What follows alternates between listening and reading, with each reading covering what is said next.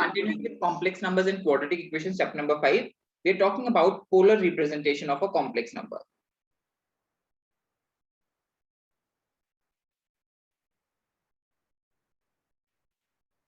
Of a complex number. तो हमने यहाँ पे तीन चीजें मैंने तुम्हें फोकस करने के लिए कहा था. पहली चीज मैंने जो फोकस करने के लिए कहा था वो तुम्हें वो कहा था आर्गन प्लेन. क्या मैं आर्गन प्लेन समझ में आना चाहिए. सेकंड चीज जो मैंने तुम्हें कही थी वो था modulus of a complex number. And जो तीसरी चीज मैंने तुम्हें समझाई थी वो था आर्ग्यूमेंट. ओके, सो मैं एक बार फिर से रिपीट कर देता हूं सारा process. If I have the common general z is equals to a plus iota b, right, which is if is here, तो हम कहते हैं that this length is known as the modulus of z, and the modulus of z is given by root of a square plus b square. इसके मैंने enough practice तुम्हें last class में कराई थी. I believe सबको याद है. Yes or no? Yes sir. So we understand कि आर्गन प्लेन क्या होता है. This is real axis and this is imaginary axis. Okay, after plotting the points we understand how to find out the modulus, and after that the argument, the angle that it makes with the positive x axis in the anti-clockwise direction is known as the argument. इस argument में हमने एक छोटी सी चीज realise की थी. First और second quadrant में तो कोई प्रॉब्लम नहीं है. जो लास्ट हम टॉपिक डिस्कस कर रहे थे वो यही था. First and second quadrant no problem. Third and fourth quadrant के अंदर whatever angle we are getting उसमें से -2 पाई किया जाता है. बात समझ आ रही है क्या? सो ये चीज हमें थोड़ा सा ध्यान रखना पड़ता है कि अगर थर्ड और फोर्थ क्वाड्रेंट में अगर कोई कॉम्प्लेक्स नंबर है तो उसका जो आर्ग्यूमेंट होगा उसके अंदर हमें -2 पाई करना है. Now let's start with a few examples. मैं 2-3 एग्जांपल्स कराता हूं, समझ में आएगा. So let me start with the first example. Let's say z is equals to -1 plus iota. Okay, first of all हमें समझना चाहिए कि कौन से क्वाड्रेंट में है आर्गन प्लेन पे. Anyone? Second quadrant. Second quadrant. Perfect. -1, 1 will be somewhere here. Now let's talk about its modulus. इसके अगर मॉड्यूलस की बात की जाए तो क्या आएगा. रूट के अंदर -1 का स्क्वायर 1 प्लस 1 का स्क्वायर 1. आई बिलीव सबको समझ में आती है ये बात. √2. Yes sir. ओके, आर्ग्यूमेंट निकालने के लिए मैंने तुम्हें सिखाया था थीटा जो होता है वो tan थीटा कैसे निकाला जाता है. b/a, imaginary part upon real part. Yes और नो? तो अगर मैं यहाँ पे बात करूं tan theta is equals to -1 आ रहा है. 1 अपॉन -1 दैट इज -1 ओनली. और सेकंड क्वाड्रेंट में है तो डेफिनेटली tan थीटा नेगेटिव ही होता है. तो थीटा की वैल्यू क्या आ जाएगी. Pi minus π/4. सेकंड क्वाड्रेंट का कोई भी एंगल कैसे लिखा जाता है. पाई माइनस एंड 1 कब आता है. π/4. Any problem anyone?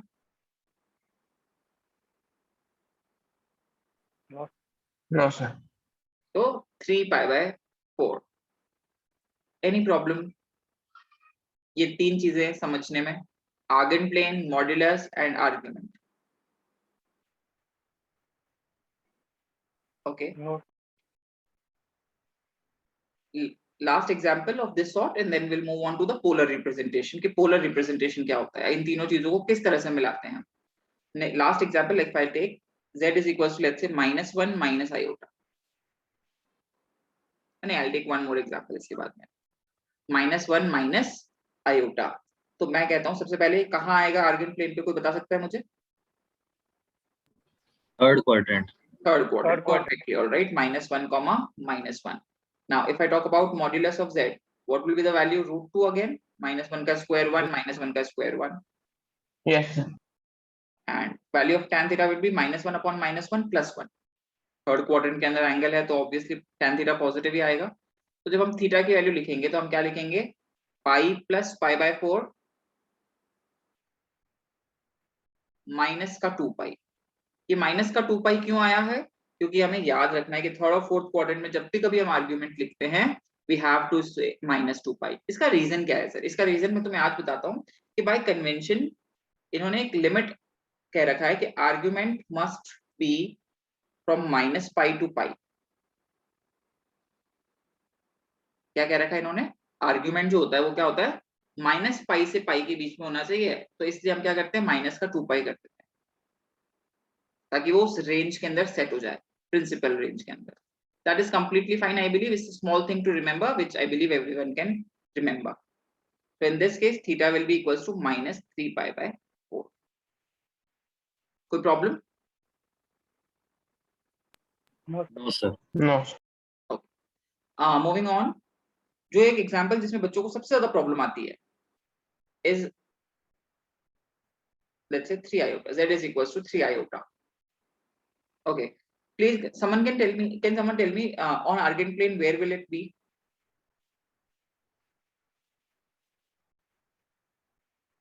Sir, first quadrant. No. The real axis. No. ये रियल एक्सिस होती है और ये इमेजिनरी एक्सिस होती है। Sir, fourth quadrant. No. This is real part 0 and imaginary part 3. 0, 3 will be here on imaginary axis. We do not call it first quadrant. We do not call it second quadrant. What do we call it? On imaginary axis. क्या बात समझ में आती है? Yes, sir. किसी को भी कोई तकलीफ? ना, मैं अगर इसके मैग्नीट्यूड की बात करूं, इसके मॉड्यूलस की बात करूं, तो रूट के अंदर 0 का स्क्वायर 0 प्लस 3 का स्क्वायर 9, दैट इज 3। यस और no? Yes, sir. Okay. Now, if I understand Argand plane, can someone directly tell me the argument?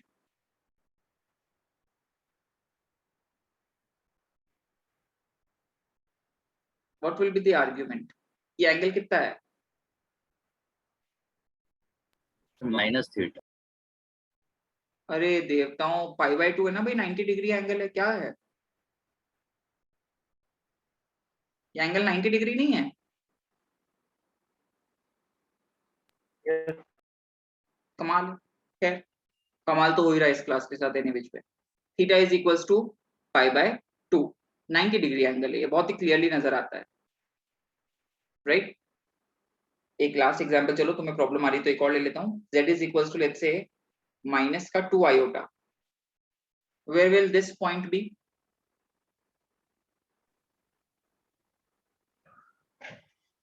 Imaginary axis. Again imaginary axis, but this time the negative imaginary axis, that would be 0, -2. Yes or no? Yes, sir. Yes, sir. Okay. The magnitude, the modulus of it is root के अंदर 0 का square 0 -2 का square 4, that is more or less 2. कोई तकलीफ? No, sir. Now argument theta कितना होगा भाई? ये कितना एंगल है?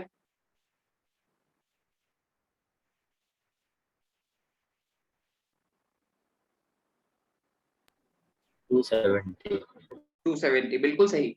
3π/2 कहते हैं जिसको पढ़ना, क्या कहते हैं? 3π/2। इसको 0, फिर ये π/2, फिर ये पाई, ये 3π/2 और फिर घूम फिर के वापस ये 2π पे आ जाता है। यस और नो? Yes, sir. ये थर्ड और फोर्थ क्वाड्रेंट के बीच में है, तो हम क्या करेंगे, इसमें माइनस का 2π कर देंगे क्या?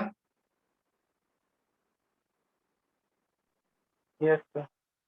So we will have -π/2। एक एग्जांपल और ले Sir, लेते हैं। Yes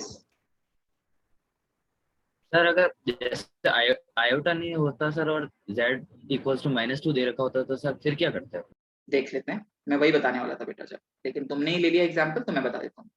z is equals to -2 है फॉर एग्जांपल, तो ये क्या हो गया, इसका इमेजिनरी पार्ट है ही नहीं, so this number will lie on real axis. कहाँ लाई करेगा? रियल एक्सिस पे, -2, 0। Yes sir. There is no imaginary part, ठीक है? तो ये -2, 0 यहाँ आ गया। इसीलिए तो मैं कहता हूँ आर्गेंट प्लेन अगर समझ में आ गया तो पोलर फॉर्म समझने में कभी प्रॉब्लम आ ही नहीं सकती। नाउ अंडरस्टैंड, अगर मैं कहूँ इसका मॉड्यूलस कितना है तो 2 ही आएगा, Yes, sir. और इसका अगर आर्ग्यूमेंट की बात करूं, थीटा की बात करूं, तो देखो ये कितना एंगल बना रहा है पॉजिटिव एक्स एक्सिस के साथ? सर 180। 180 को और क्या लिखते हैं अपन? पाई। 5. Yes, sir. तो ये आर्ग्यूमेंट आ गया। कोई तकलीफ नो सर। No sir. किसी को भी? No. Now what is polar representation? हर एक तरह का क्वेश्चन मैंने तुम्हें समझाया, फर्स्ट क्वाड्रेंट में हो चाहे सेकंड क्वाड्रेंट में हो चाहे थर्ड में हो चाहे फोर्थ में हो चाहे इमेजिनरी एक्सिस पे हो चाहे रियल एक्सिस पे हो, मैंने हर तरह का क्वेश्चन तुम्हें समझा दिया। हर क्वेश्चन में हमें मॉड्यूलस निकालने आता है, हमें आर्ग्यूमेंट समझ में आता है, राइट? तो Argand plane is very important. If you skip that part, मुझे लगता है काफी प्रॉब्लम्स आने लगती है बच्चों को, क्योंकि वो आर्गन प्लेन ही नहीं समझते, वो डायरेक्ट मैथमेटिकल करने लगते हैं। I do not suggest that. Moving on, if I talk about the polar representation of Z, अब आज बात करते हैं कि कैसे करते हैं पोलर रिप्रेजेंटेशन, कैसे करेंगे। तो पोलर रिप्रेजेंटेशन ऑफ Z क्या है? It will be Z is equals to mod Z bracket के अंदर cos theta plus iota sin theta, where theta is argument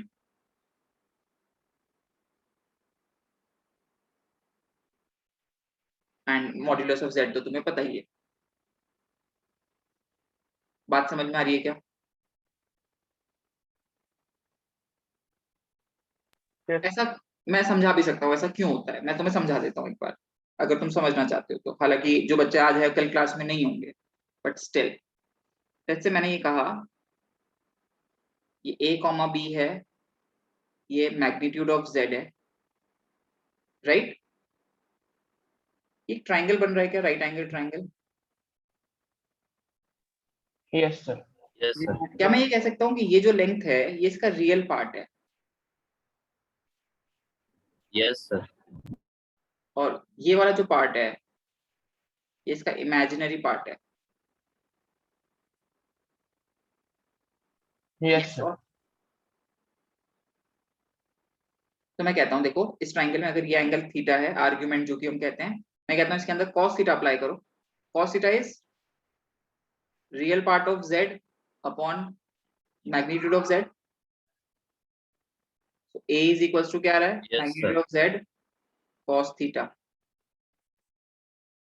and इसी ट्राइंगल में अगर sin थीटा अप्लाई करोगे तो परपेंडिकुलर बाय हाइपोटेनियस, तो imaginary part of z divide by magnitude of z, तो sin theta या mod z sin theta is equals to imaginary part किसको कहते हैं, b को कहते हैं। तो अब हम जब z लिखेंगे a प्लस आयोटा b, तो उसको कैसे लिखेंगे, mod z cos theta plus iota mod z sin theta. Yes और नो? Yes, sir. मॉड z कॉमन आ Yes, गया, ब्रैकेट में मुझे मिलता है cos theta plus iota sin। So this is how it has been developed, but we remember the standard format: mod z cos theta plus iota sin theta. Any problem, anyone? No, No, sir. Okay.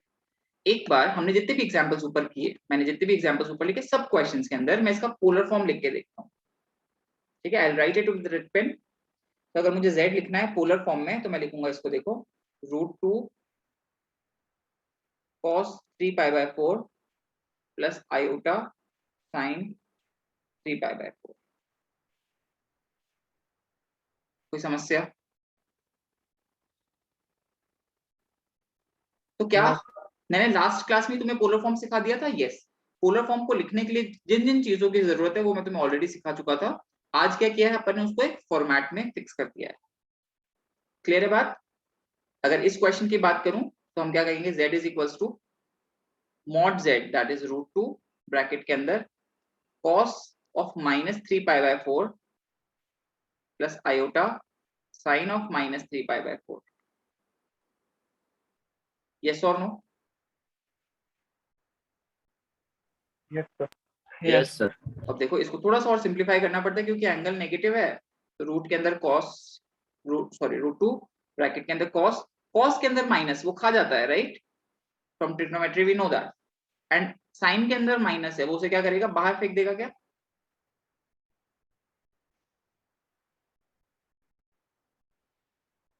Yes और no? Yes और no? Yes. Moving on, let's say मैंने ये वाला question देखा, तो मैं क्या कहूंगा इसके लिए? अच्छा, इसका पोलर फॉर्म बताओ बोल के कोई भी। हितेश चल बता।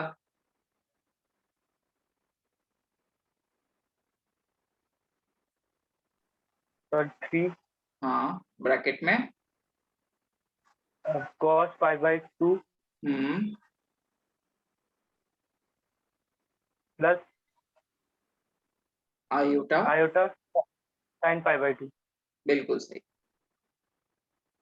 क्या सबको समझ में आती है बात? Yes Yes, sir. In this case Tushar बता दो एक बार।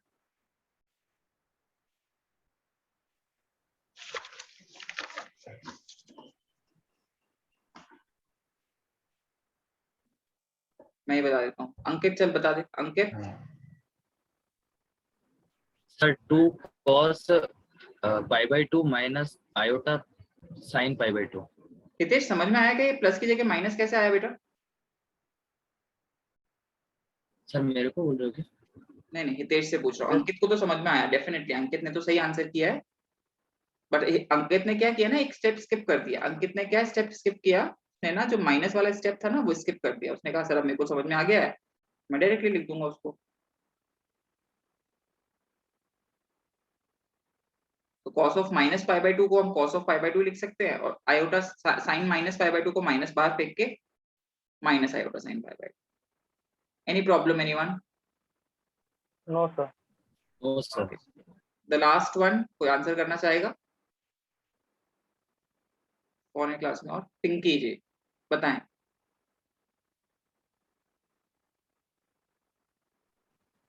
सर 2 ब्रैकेट में cos pi plus sin pi, sir plus iota sin pi। बिल्कुल सही, वेरी गुड। समझ में आ गई क्या बात हमें? Yes sir. तो polar form is very easy as such, कोई प्रॉब्लम नहीं है। सबको समझ में आती है बात कि हम कैसे मॉड्यूलस निकालेंगे, कैसे हम आर्ग्यूमेंट निकालेंगे, and how will we write the polar form? Yes sir. Yes। Moving on, let's attempt a different type of question. मतलब डिफरेंट टाइप कुछ नहीं है, मैं एक एग्जांपल क्वेश्चन दिखता हूँ। Everyone please start attempting. Convert in polar form, convert in polar form. Z is equals to 1 plus 7 iota divided by 2 minus iota का square. So firstly what we'll have to do is we will have to simplify it in the standard form. बात समझ में आ रही है क्या? हम सबसे पहले क्या करेंगे, इसको स्टैंडर्ड फॉर्म में रिड्यूस करेंगे और उसके बाद में काम आगे बढ़ाएंगे। क्लियर है क्या बात? Yes। I'm going to give you 2 minutes. Start attempting. Let's start simplifying it first. तो सबसे पहले मैं डिनोमिनेटर का स्क्वायर करना है तो मैं कर देता हूँ। a square plus b square minus 2ab, which is 1 plus 7 iota. Now my understanding is very clear. Iota square is minus 1. So 4 minus 1 is 3 minus 4 iota. So this is the question. Now rationalization begins. 3 plus 4 iota से multiply and divide. Denominator के conjugate से multiply और divide करेंगे. So in the numerator, what will I be getting is 3 plus 4 iota plus 21 iota minus का 28 लिख रहा हूं मैं। माइनस का 28 इसलिए लिख रहा हूं बिकॉज मेरे पास प्लस 28 iota स्क्वायर आता। But I want you all to understand that iota square तो -1 होता है, and you should all write it directly. Divide by 3 a minus b a plus b a square, that is 9 minus b square मतलब 16 iota square, which is plus हो जाएगा, which I believe जितनी बार भी हमने simplification किया है 5.1 attempt किया है हमने ये किया है। Z is equals to 3 minus 28, that is minus का 25 plus 4 plus 21, that is 25 iota divide by 9 plus 16, 25. So z is equals to actually minus 1 plus iota. तो ये जो क्वेश्चन मुझसे पूछा गया है वो ये पूछा गया माइनस 1 प्लस आयोटा का पोलर फॉर्म बताइए. तो अब इसका पोलर फॉर्म बताना is not a difficult task. सबसे पहले कौन से क्वाड्रेंट में आएगा ये आर्गेंट प्लेन पे डिसाइड करेंगे, इसका मैग्नीट्यूड निकालेंगे, इसका आर्ग्यूमेंट निकालेंगे and then we will write z is equals to mod z bracket के अंदर cos theta plus iota sin theta. चलो स्टार्ट करो, फटाफट ही करना. किस किस का सिंप्लीफिकेशन सही था वैसे एक बार बताना मुझे. यस बोलो एक बार अगर सिंप्लीफिकेशन सही था तो.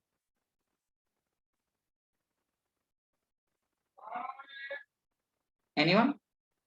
चलो जो भी मिस्टेक्स हो रही हैं प्लीज कंसिडर करें और उसको कंप्लीट करो question. Let's start with magnitude of z. तो सबसे पहले तो अगर मैं बात करूं ये कहाँ आएगा तो -1,1 सेकेंड क्वाड्रेंट में आएगा, right. The magnitude will be √2 and argument will be 3 pi by 4 because tan theta will be equals to -1.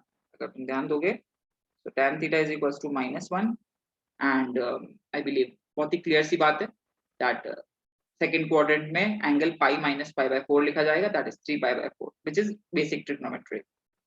So z will be, the polar form is √2 cos of 3 pi by 4 plus iota sin 3 pi by 4. Yes, sir. Correct. Yes, sir. तो सबसे पहले question क्या आता है, तो जैसे भी कोई भी क्वेश्चन आता है हमें क्या करना है उसको सिंप्लीफाई करके पहले स्टैंडर्ड फॉर्म में रिड्यूस करना है, उसके बाद में उसका पोलर फॉर्म इजीली लिखा जा सकता है. एक और क्वेश्चन करेंगे ऐसा.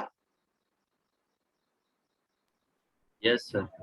चलो देखो z is equals to same convert into polar form. Z is equals to 1 plus 3 iota upon 1 minus 2 iota. First we'll simplify it in the standard form and then polar form. 2 minutes. If I standard form में अगर इसे मुझे reduce करना है तो सबसे पहले मैं इसे conjugalize करूंगा या फिर rationalize करूंगा. So z is equals to numerator में I will be getting 1 minus 6 that is minus 5 plus 5 iota divided by 1 plus 4 that is 5. So z is again minus 1 plus iota and minus 1 plus iota को अभी हमने reduce करके ये लिखा था. So the answer will be same. Yes or no? Yes, Yes, sir. sir.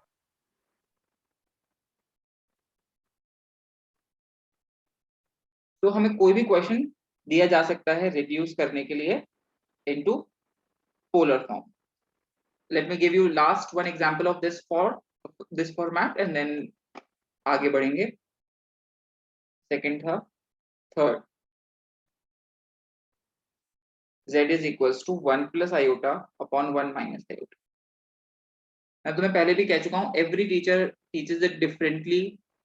This NCERT in fact is very different from what I teach, but obviously the concept is same. It's just the way we do it things. Start करेंगे. Okay, so if we'll start simplifying it, we will have to rationalize it, multiply it with 1 plus iota and divide it by the same 1 plus iota. In the numerator, what I will be getting is 1 plus iota ka whole square. So I will be getting 2 iota divided by 2. So z is equals to iota. This is the standard format in which it will be reduced. Okay, now where will it lie? So it's 0, 1. You have to understand कि urgent plane पे ये कहाँ lie करेगा 0, 1.